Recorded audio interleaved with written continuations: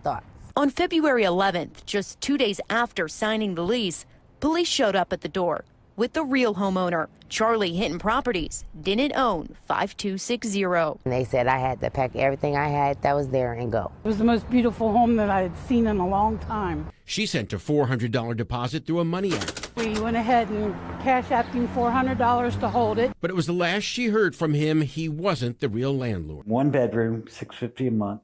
That's what he stumbled upon searching for apartments on Facebook Marketplace. I was even thinking what I was going to put on the walls already. This 1 bedroom with curved archways seemed perfect. The landlord said he was out of town, so asked Hines to pay electronically. I should have known better. He wanted me to pay through PayPal first. I thought that was odd. He sent $1,500, and that was the last he heard. The ad was a fake. So you couldn't see the house? No, not at all. But he had made an arrangement for you to see it? Yeah, correct. That morning that I was supposed to go see the house and get the key and the release papers, I got blocked off everything, and I tried to contact him by calling, and it was disconnected. What happened to your money? It's gone. We sent it to this guy that we thought was renting the house out, and then come to find out he blocks my wife on everything, and found out it was a scam.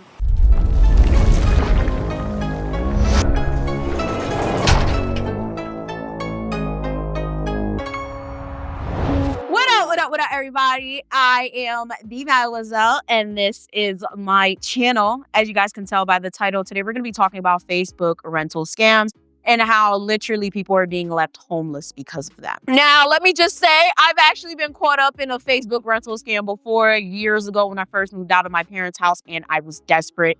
Therefore, that's why I really wanted to talk about this video, because I know there's a lot of people out there that are desperate to get out of their situations, whether it's because you are living with your parents, living with an abusive partner, living in a rat-infested apartment. So a lot of times you're not going to pay attention to the signs and the clues that may tell you like, this is a scam and you just might get your money took. So unfortunately, in this current economy, like everything is super duper expensive and there are so many people out there that are struggling. So much so that they resort to scamming. And when the economy is bad, whether we're talking about in the US or in other countries, that's when the scammers come out to bite. The scams have been at an all-time high since the pandemic, for real, because a lot of people had extra money during the pandemic because of the stimulus checks, etc. Then you have the people who are doing really bad and are still doing really bad, who have resorted to deceptive practices. When it comes to the Facebook scams, I will say like a lot of them are actually getting really, really creative, and they're getting really, really good to the point where even I get caught up all the time.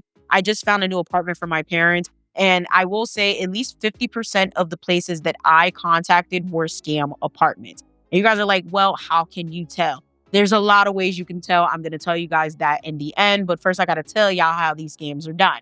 First things first, they sit there and they take legitimate photos of real rentals in your area where you are looking, right? So I'm from Elizabeth. I currently live in East Orange. I've lived in Newark.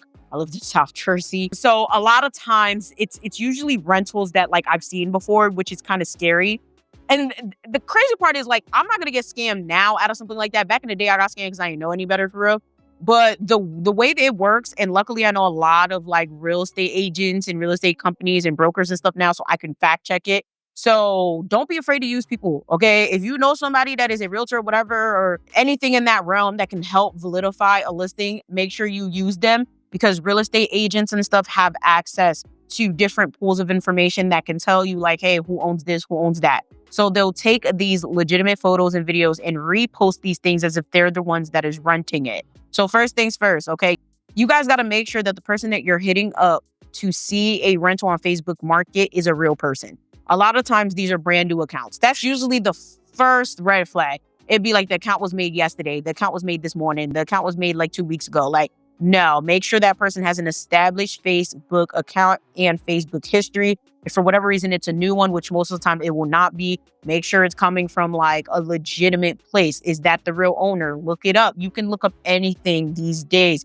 Yes, you can look up who owns a property. I use Intellis. I forgot how much it costs, but like usually I'll pay like a little bit of an amount, use it for like a month, and then just like start filtering things out. I use it to look up people. I use it to look up properties. Listen, Intellis is actually pretty great. Shameless plug.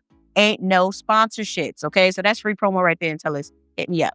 But that's not the point. Whatever it is that you want to use, Spokio, whatever. Like, make sure you guys are looking up where these places are coming from, like who's actually posting them. The next thing is always what is the dead giveaway, but a lot of people don't really know this, especially if they are not privy to the moving process or how getting an apartment works. They're almost always like, hey, this is how much the apartment costs. This is the security. It's first month's rent, last month's rent, security, whatever. And then they're like, oh, you need to send $500 or $30 in order to see the apartment. No one is charging you to see an apartment, okay? I've heard recently that there's been places that are doing that. Even if that's the case and they're legit, you do not have to pay to see an apartment. That's absolutely egregious. You also do not have to send an application in, and that's how they get you. Oh, just to make sure that you are the right candidate, make sure you fill out an application so I don't waste my time. These people are trying to take your money. They're going to take that $50, $30, $100 application fee, and you will never hear from them again. Do not, under any circumstance, pay for shit until you see the property and you know who owns it and you can verify all of this. Because unfortunately, these people will sit here and they will lie and they're going to be like, oh, like, yeah, like fill out this application. And the next thing you know, you don't hear from them again. You never have to pay to see a property and you never have to fill an application without seeing the property. Yes, there are some legitimate places that do this, but it's actually very rare. And if a legitimate place is doing that, I guarantee you can find a place that is not sitting there charging you an application fee and charging you a viewing fee before you go see an apartment. Most of the time, they won't even let you see the apartment because they're out of town. Okay, that goes into the next one. They're always like, oh, well, I'm not in town right now. My wife is going to show it. Or I'm not in town right now. Can you do a video? But they already snatched a video up from someone else's posting and they send it to you trying to make it seem like they actually own this property. I guarantee you, they don't. And most of the time, mind you, these scams are very, very quick, right? If they're replying too fast, be very, very suspicious. Now you guys are like, well, it's good that they have good response time. No, these people, like literally, it's like you send the text, they send it right back. Like it's very, very fast. Also, the numbers are usually from different places. Like obviously, if you're in New Jersey and the area code is from freaking Chicago, like we could put two and two together that obviously this more than likely is a scam. The next one is actually kind of hard because I've seen people actually legitimately get got like this. I actually got like this, and this is fake realtors or fake roommates or whatever showing the space. Now, what's interesting about this whole situation is when you show up, they will literally be legitimate. Like they'll look legitimate. It will look like a real real estate agent. It will look like a real property manager. They'll show you the space, and some way, somehow, these scams are happening in particular because a lot of these people have access to the lockbox, right? So a lockbox typically, or a key lockbox, is a box that is usually on the property in which the keys are. This is what property managers usually give to real estate agents who then can access the unit without having the landlord or someone else there present to open the door.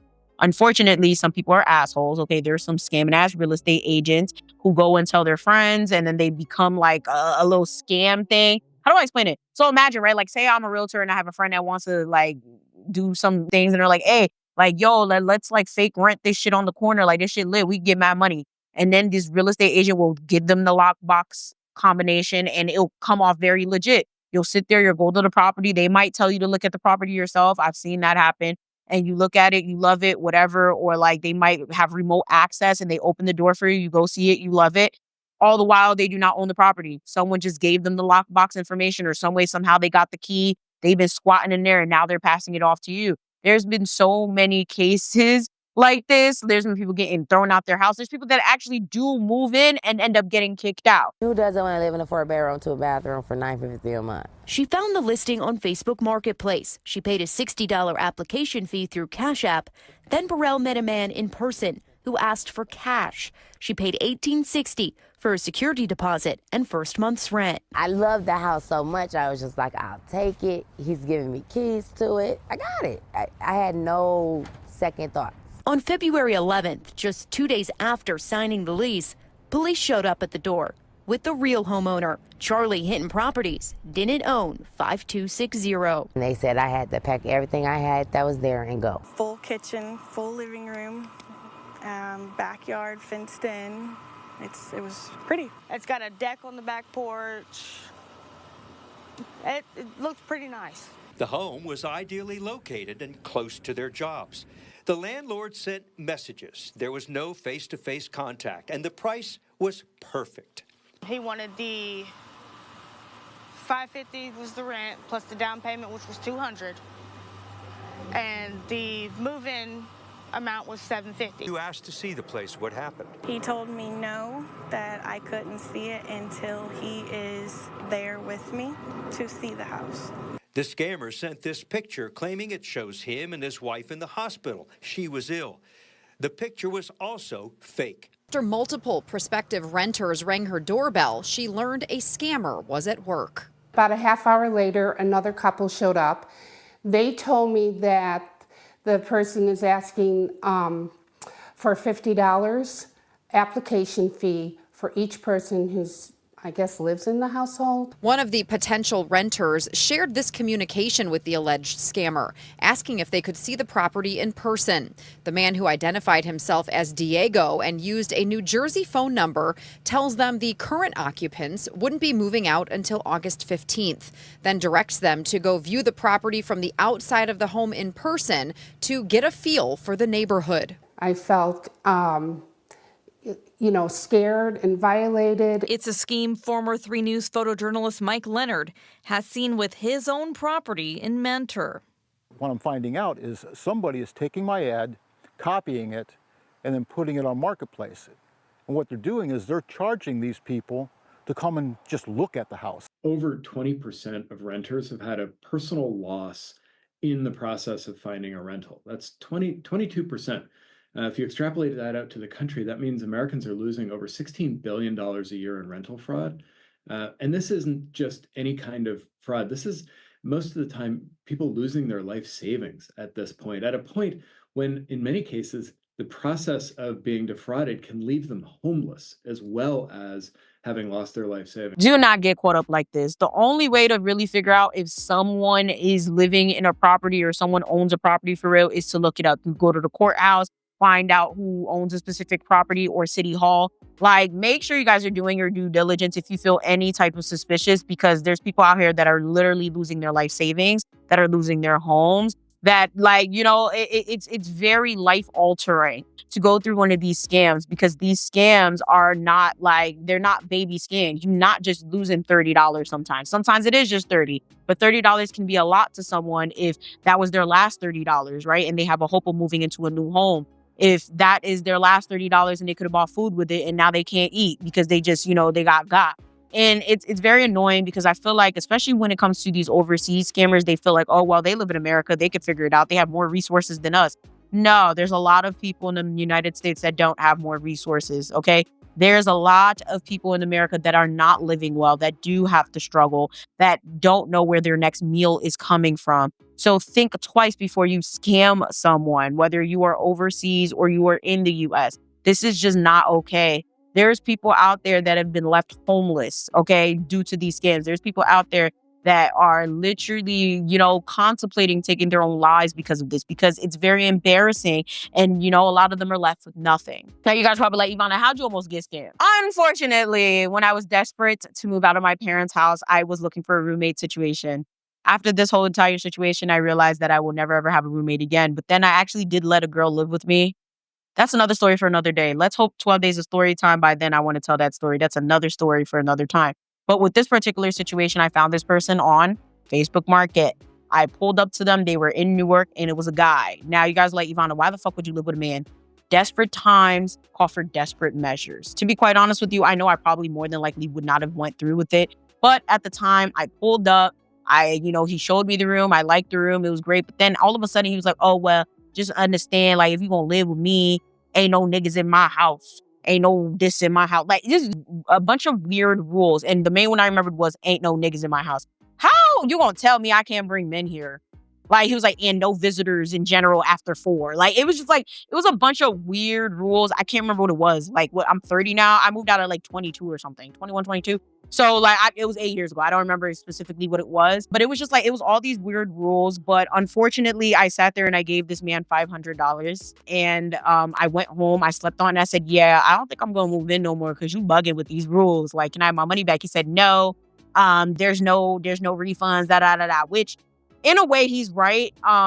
Realistically, $500, like if you give anybody a deposit for a space, even if you didn't live there, most of the time it is non-refundable. So I ate that $500. I did have a mental breakdown, and that's when I ended up living somewhere that one of my bosses gave me to live. Thank God for her, and shout outs to her. Like that literally saved my life. But yeah, that motherfucker was doing all types of goofy shit. I later on found out that like he would do shit like that to people. Like he would just kind of run people out of this unit and like just keep their money and not give it back. So yeah.